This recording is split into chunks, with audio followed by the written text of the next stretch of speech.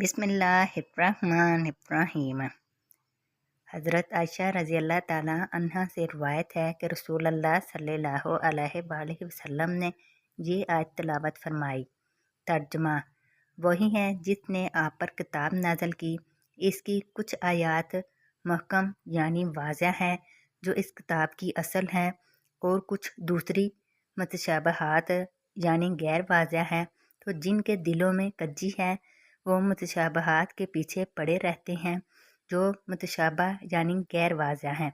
इनका मकसद महज फितने और तवील की तलाश होता है, हालांकि इनकी असल हकीकत से अल्लाह के सिवा कोई वाकिफ़ नहीं। और इल्म में पुख्तगी रखने वाले कहते हैं, हमारा इन मुतशाबहात पर ईमान है, ये सब हमारे रब की तरफ से है और नसीहत तो अक्लमंद ही हासिल करते हैं।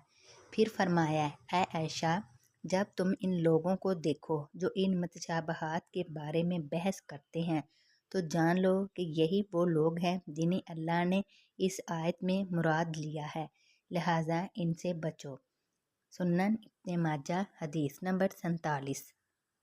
हज़रत अबू इमामा रज़ी अल्लाह ताला अन्हु से रिवायत है, अल्लाह के रसूल सल्लल्लाहु अलैहि वसल्लम ने फरमाया, कुछ लोग हदायत पर थे, फिर इसके बाद गमराही इख्तियार कर ली तो इन्हें झगड़े ही नसीब हुए।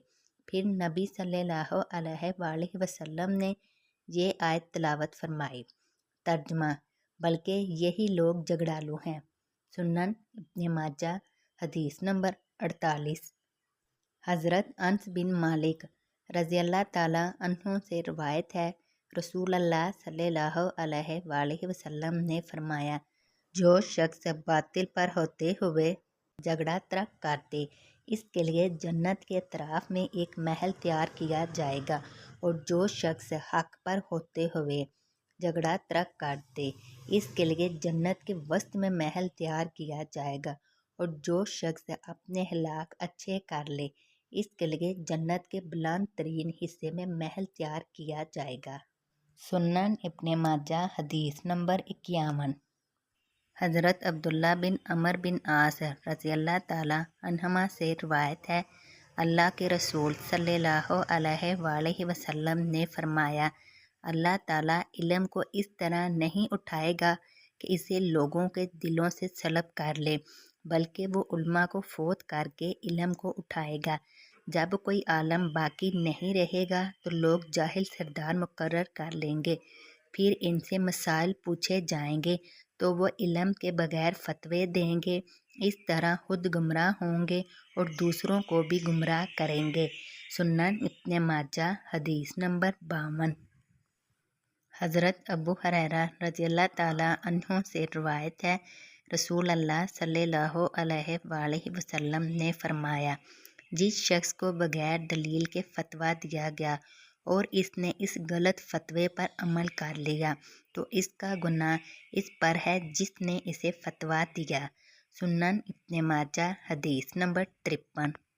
हज़रत सालम रहमतुल्लाह ने अपने वालिद हज़रत अब्दुल्ला बिन उमर रज़ी अल्लाह ताला अन्हुमा से रिवायत की। उन्होंने फरमाया, नबी सल्लल्लाहु अलैहि वसल्लम ने एक आदमी को सुना कि वो अपने भाई को हया के मुतल्लक नसीहत कर रहा था, तो आप सल्लल्लाहु अलैहि वसल्लम ने फरमाया, बेशक हया ईमान की एक शाख है।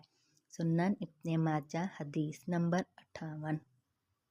हज़रत अब्दुल्ला बिन मसूद रज़ी अल्लाह ताला अन्हु से रिवायत है, रसूल अल्लाह सल्लल्लाहु अलैहि वसल्लम ने फरमाया, जिसके दिल में राई के दाने बराबर भी तकब्बुर होगा वो जन्नत में दाखिल नहीं होगा, और जिसके दिल में राई के दाने बराबर भी ईमान होगा वो आग में दाखिल नहीं होगा। सुन्नन इब्न माजा हदीस नंबर 59। हज़रत उबादा बिन सामित रज़ी अल्लाह ताला अन्हु बयान करते हैं, रसूल अल्लाह सल्लल्लाहु अलैहि वसल्लम ने फरमाया, जो शख्स रात को उठकर ये दुआ पढ़े, अल्लाह के सिवा कोई मबूद बरहक नहीं, वो यकता है, इसका कोई शरीक नहीं, इसी के लिए बादशाहत है और हर किस्म की हम्मद इसी के लिए है, और वो हर चीज़ पर कादिर है। अल्लाह पाक है, حمد اللہ ہی کے لیے ہے، اللہ کے سوا کوئی معبود برحق نہیں، اللہ بہت بڑا ہے۔ گناہ سے بچنا اور نیکی کرنا محض اللہ کی توفیق سے ممکن ہے۔ پھر وہ یہ کہے میرے رب مجھے بخش دے، یا فرمایا پھر اس نے دعا کی تو اس کی دعا قبول کی جاتی ہے۔ اگر وہ وضو کرے اور نماز پڑھے تو اس کی نماز قبول کی جاتی ہے۔ مشکوٰۃ المصابیح حدیث نمبر 1213۔